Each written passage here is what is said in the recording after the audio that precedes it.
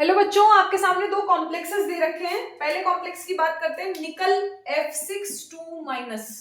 यहाँ पे इसकी oxidation state X - 6 = -2, fluoride ion है तो इसकी ऑक्सीडेशन स्टेट हो जाएगी +4।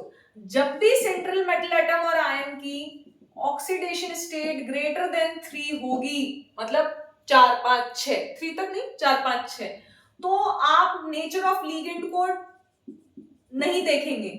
वेदर इट इज SFL और WFL कोई मतलब नहीं है, सीधा, क्योंकि निकल 3D8 4s2 था, 4 उड़ाए, 3D6 3 डब्बे नीचे 2 डब्बे ऊपर, क्लियर है?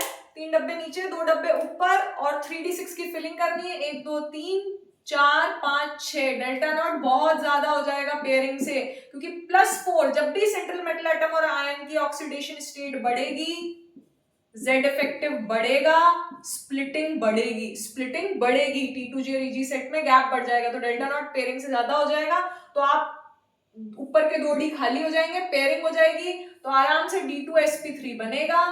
ठीक है, इनर ऑर्बिटल कॉम्प्लेक्स बनेगा, octahedral geometry, low spin complex बनेगा, very important, low spin complex है।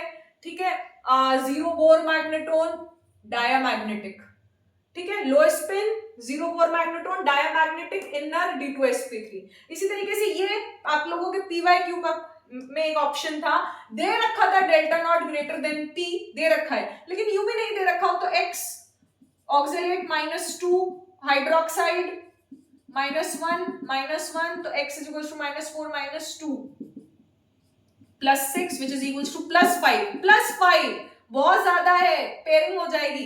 3D7 4s2 में 2 यहां से उड़ गए, 3 यहां से उड़ गए, तो 3 यहां से उड़े, 9 में से 5 चले गए, तो 4 बचे, क्लियर है? 5 6 7, ठीक है।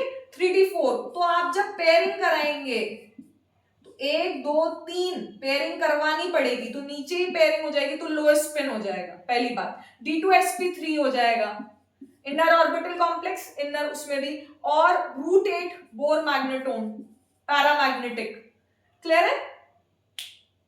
Root 8 Bohr magneton paramagnetic, is it clear? समझ में आया? तो जब भी ऑक्सीडेशन स्टेट ग्रेटर देन 3 होगी, +4 +5, तो आप स्टेबल इनर ऑर्बिटल कॉम्प्लेक्स बना सकते हैं, स्टेबल इनर ऑर्बिटल कॉम्प्लेक्स बना सकते हैं, irrespective of the nature of the ligand. Hydroxide weak है, ऑक्सिलेट भी वीक है और फ्लोराइड भी वीक है, लेकिन ऑक्सीडेशन स्टेट ज्यादा थी, तो आपने स्टेबल इनर ऑर्बिटल कॉम्प्लेक्स बना दिए। Thank you.